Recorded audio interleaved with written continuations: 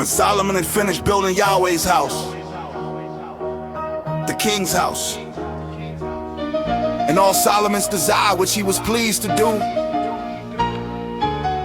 Yahweh appeared to Solomon a second time, as he had appeared to him at Gibeon. Yahweh said to him, I have heard your prayer and your supplication that you have made before me. I've made this house holy, which you have built, to put my name there forever, and my eyes and my heart shall be there perpetually. As for you, if you will walk before me as David your father walked, in integrity of heart and in uprightness, to do according to all that I have commanded you, and will keep my statutes and my ordinances, then I will establish the throne of your kingdom over Israel forever, as I promised to David your father, saying, there shall not fail you a man on the throne of Israel. But if you turn away from following me, you or your children, and not keep my commandments and my statutes which I have set before you, but go and serve other gods and worship them, then I will cut off Israel out of the land which I have given them. And this house, which I have made holy for my name, I will cast out of my sight. Israel will be a proverb and a byword among all peoples. Though this house is so high, yet everyone who passes by it will be astonished and hiss. And they will say, why has Yahweh done this to this land and to this house? They will answer, because they abandoned Yahweh their God, who brought their fathers out of the land of Egypt, and embraced other gods, worshiped them, and served them. Therefore Yahweh has brought all this evil on them. At the end of 20 years, in which Solomon had built the two houses, Yahweh's house and the king's house,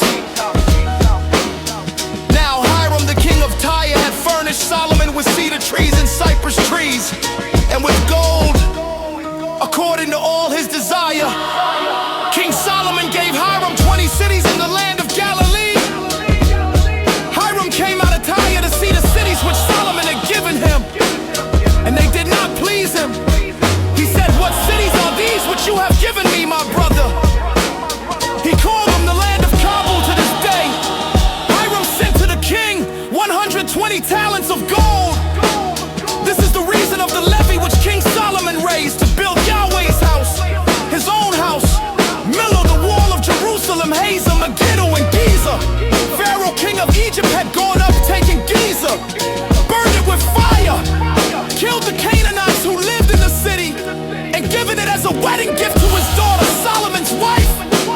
Solomon built Giza, Beth Horeloa, Baalath, Timar in the wilderness, all the storage cities that Solomon had, the cities for his chariots, the cities for his horsemen, and all that Solomon desired to build in Jerusalem, in Lebanon, and in all the land of his dominion. As for all the people who were left of the Amorites, Hittites, Perizzites, Hivites, and Jebusites, who were not of the children of Israel, their children who were left after them in the land, whom the children of Israel were not able to utterly destroy, Solomon raised the levy of bond servants to this day. But Solomon made no bond servants of the children of Israel, but they were the men of war, his servants, his princes, his captains, rulers of his chariots and of his horsemen. These were the chief officers who were over Solomon's work, 550, who ruled over the people who labored in the work. But Pharaoh's daughter came up out of David's city to her house which Solomon had built for her. Then he built Millo. Solomon offered burnt offerings and peace offerings 3 times a year on the altar which he built to Yahweh, burning incense with them on the altar that was before Yahweh. So he finished the house. King Solomon made a fleet of ships in Egypt and Geba, which is beside Elah, on the shore of the Red Sea, in the land of Edom. Hiram lead his servants, sailors who had knowledge of the sea. With the servants of Solomon, they came to Ophir and fetched from there 420 talents of gold